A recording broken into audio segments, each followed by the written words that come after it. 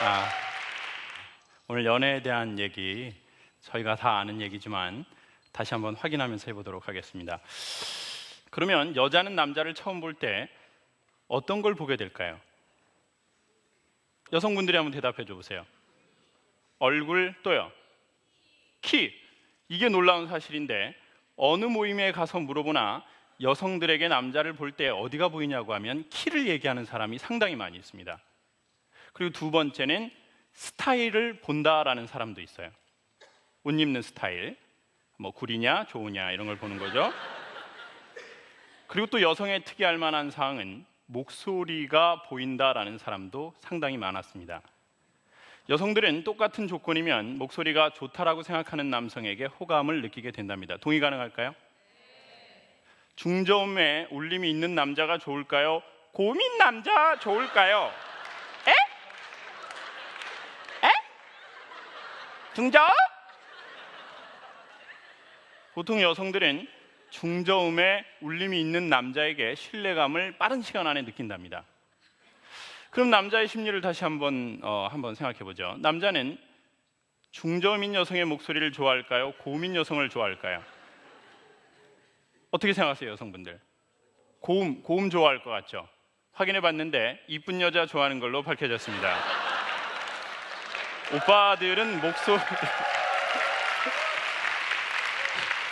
오빠들은 목소리 필요 없는 걸로 밝혀졌어요. 목소리 예뻐서 만나서 얼굴 봤는데 보이스 피싱인 경우가 있어요. 엄청 실망합니다. 이렇게 서로 우리는 다른 게 사실인 것 같습니다. 그런데 제가 오늘 얘기하려고 한 것은 이쁘고 날씬한 것들이 최고라는 바보 같은 얘기를 드리러 온 게 아닙니다. 남자가 여자를 처음 만날 때, 연애를 할 때는 무조건 처음이 중요하죠.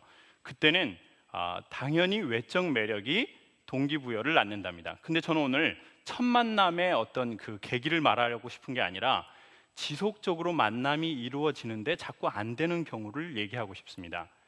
그리고 결혼은 계속 첫 만남으로 되는 게 아니고 지속적인 관계인데, 사람이 지속적으로 만나게 되면 헤어질 때 그 사람의 얼굴이나 스타일이나 몸매를 기억하는 게 아니라 그 사람의 얼굴 표정과 말하는 방식을 기억하는 걸로 밝혀졌습니다. 그러니까 무슨 말이냐면, 예뻐서 만났는데 그 여자의 말투와 표정이 별로 좋지 않아요. 그러면 관계가 계속 연결될 수가 없다는 거죠. 그런데 처음에는 그 여성이 외적으로 그렇게 매력이 있지는 않았어요. 몸매가 뭐 장난이 아닌 분도 있고 장난인 분도 있거든요. 이 장난을 쳐서는 안 되는데 또 살다 보니까 장난을 치게 되고, 또 그린벨트로 묶이는 현상이 나타나고, 그래서 처음에는 별로 호감이 없었는데 몇 번 만나다 보니까 그 여성의 얼굴 표정과 말투, 이런 것들, 그리고 행동, 이것도 일종의 다 언어랍니다.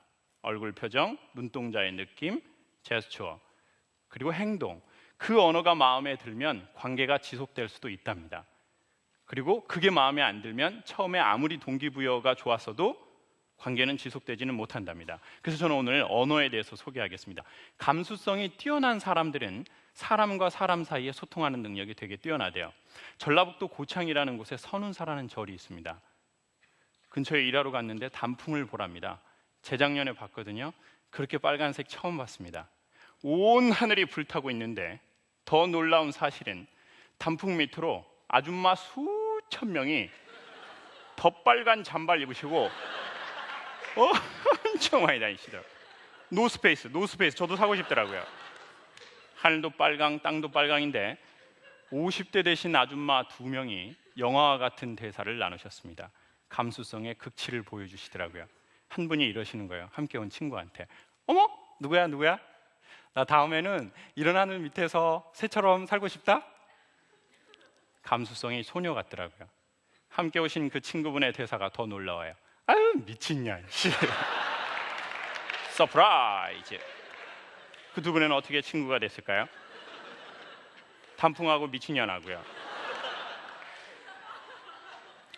사람이 나이가 먹으면서 지켜야 하는 거는 동안이 아니라 동심이래요.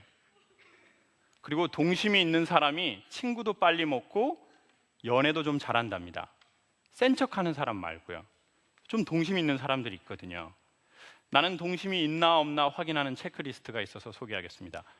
몇 년 전에 한국담배인삼공사의 강의를 갔더니 벽에 표가 붙어 있었습니다. 담배로 해친 건강, 홍삼으로 되찾자. 사람은 말입니다, 돈을 벌려고 해친 건강을 찾으려고 번 돈을 다시 쓰는 성향이 있답니다.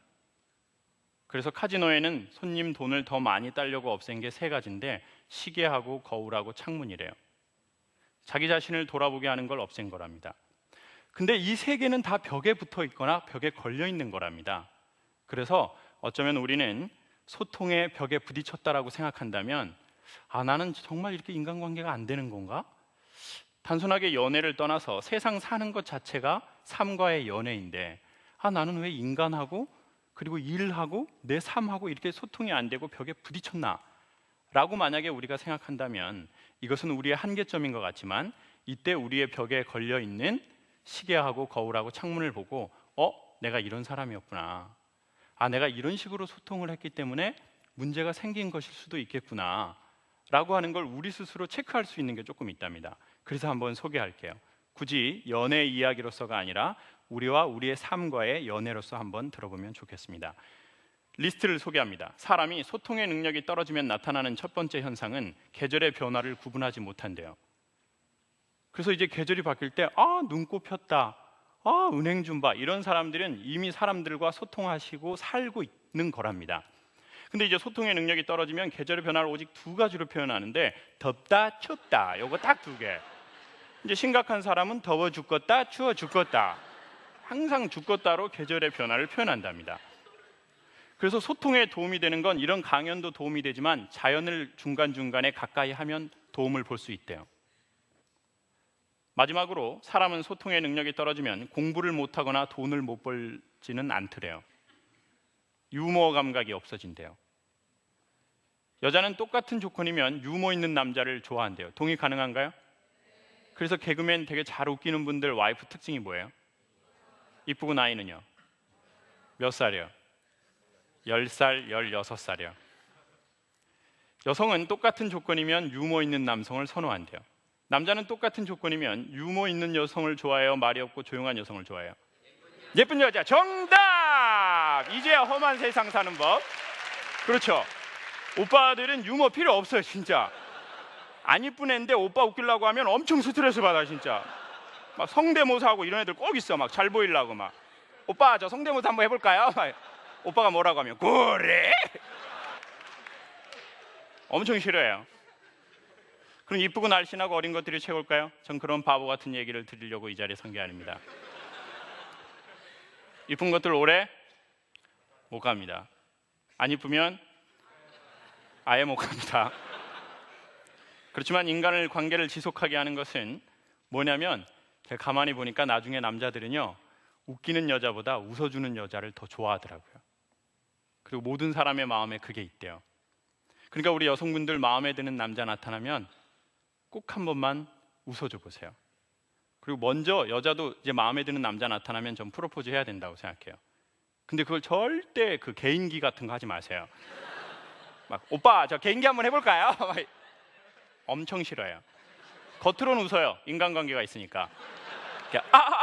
속으로 넌 끝이다 씨. 나 진짜 와 미치겠네 나 진짜. 제가 안 좋아해요. 오빠들이 재미없는 얘기하는데 진짜 딱 2번만 웃어줘 보세요. 정말 좋아해요. 그리고 그 남자 진짜 여러분 거 됩니다. 자, 이 관계의 핵심이 어디에서 나타나는지 봐보세요. 여러분, 사람은 힘들어서 안 망한대요. 위로를 못 받으면 망한대요. 연인 사이도 마찬가지고 부부도 마찬가지래요. 살다가 어떻게 안 힘들겠습니까? 그런데 힘든데 힘든 일을 겪고 나서 위로를 받는 연인이나 부부나 친구들은 오래가고 더 좋아진답니다. 그래서 여자가 남자보다 7년 오래 사는 큰 이유 중에 하나인데, 여자는 남자하고 다르게 술이라는 매개체가 없이도 대화가 가능하고 위로가 가능하대요. 근데 남자들은 웬만하면 좀 술이 들어가야 되죠. 젊은 남자들이 낮에 베니건스에서 서로 막 이렇게 샐러드 먹으면서 친구야 많이 힘들지? 이런 놈들은 쉽지 않아요, 이런 거. 근데 여성들은 뭐 마시면서도 대화가 돼요? 커피, 차, 그리고 제일 좋아하는 건 맛집이래요. 근데 요즘 여성분들은 워낙 다이어트에 관심이 많으셔가지고 샐러드 바를 되게 좋아하시더라고요. 제가 가봤거든요. 당황스럽게 샐러드를 12번 먹어버리더라고요. 샐러드를 12번. 소도 샐러드 먹고 400kg 찌거든요.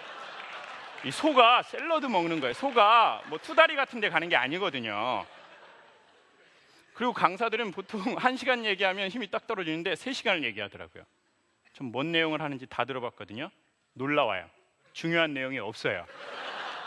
뭐 세계 평화라든지 뭐 지구 온난화 뭐 이런 거 없고, 주로 여성들은 먹으면서 질문이 많아요. 친한 친구들끼리 막 이렇게 샐러드 먹으면서, 야, 나 너무 많이 쪘지? 그걸 뭐하러 물어봐요. 자기가 보면 쪘잖아요. 친한 친구들의 대답이 더 당황스러워요. 딱 좋아. 딱 좋아. 75kg. 샐러드 한번 더 갔다 와 빨리. 이런 얘기를 3시간 하더라고요. 식당에서 나가면서 뭐랬는 줄 아세요? 전화해. 중요한 내용 못했어. 그리고 또 전화 1시간. 전화 끊으면서 자세한 내용은 만나서 해. 그 자세한 내용은 뭘까요? 이러니까 여성들이 나이 먹고 여행 누구랑 가고 싶어 하실까요? 봐보세요. 나이 먹고 남편하고 여행 가겠다는 사람 분당구청에서 1명 봤어요. 해외여행 남편하고 꼭 가고 싶으시대요. 어머니 사이가 어쩜 그렇게 좋으세요? 그랬더니 묻어버리려고 그런대요. 한국에 묻으면 자꾸 재활용을 해서 마닐라에 묻고 싶다고 그러더라고요. 오늘의 결론인데요. 여러분, 한국 남자 좀 불쌍하게 생각해 주세요. 여러분 아버지나 여러분 남자친구, 앞으로 남자친구가 될 사람들, 한국 남자가 제일 잘하는 건 이 일이래요. 그리고 제일 힘들어하는 거는 가까운 사람을 칭찬하는 거나 위로하는 거래요. 이걸 왜 그렇게 못하나 봤더니 자기 아빠가 그런 거 하는 걸 본 적이 없답니다. 그래서 정확하게 얘기하면 칭찬이나 위로를 싫어하거나 할 마음이 없는 것이 아니라 그것을 본 적이 없답니다. 그래서 어색하게 생각한대요. 어색하니까 자연스럽지 않다고 생각하고, 그러다 보니까 또 이게 자꾸 반복이 됐답니다. 그래서 40점 받다 90점 받으면 이렇게 해주면 좋아한다고요. 애들은요. 아빠가 탁 좋아하면서 우리 딸 90점 받았어? 아빠가 좋은데 우리 딸 얼마나 좋아? 이렇게 해주면 사이가 좋아진다고요. 근데 한국 아빠들은 애들 40점 받다 90점 받아보세요. 조금만 더 해, 바로 100점이야. 다 왔어. 그러다가 100점 받잖아요. 방심하지 마. 아빠 긴장 놓치는 거 제일 싫어해. 아빠 알지, 성격. 그러니까 이게 조금 안 되는 거죠. 그러니까 여자친구가 자기 직장 상사 험담할 때 남자친구 누구 편 들어줘야 돼요? 여자친구 편 들면서, 오빠 우리 팀장이 진짜 이상하지 않아? 그러면 그 팀장 완전 또라이 이렇게 같이 해줘야 되거든요. 근데 한국 남자들은 꼭 그 시점에서 컨설팅을 하게 되는, 컨설팅. 전부 경영학과를 나왔거든요.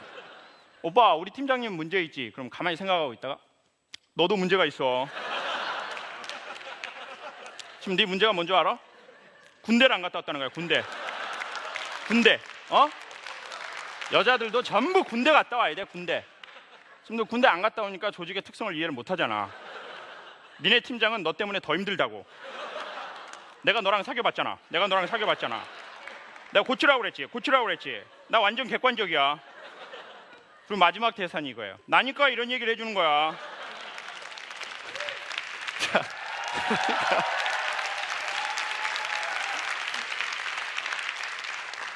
그러니까 사실 그 남자는 자기의 사랑의 표현으로 컨설팅을 해준 거예요.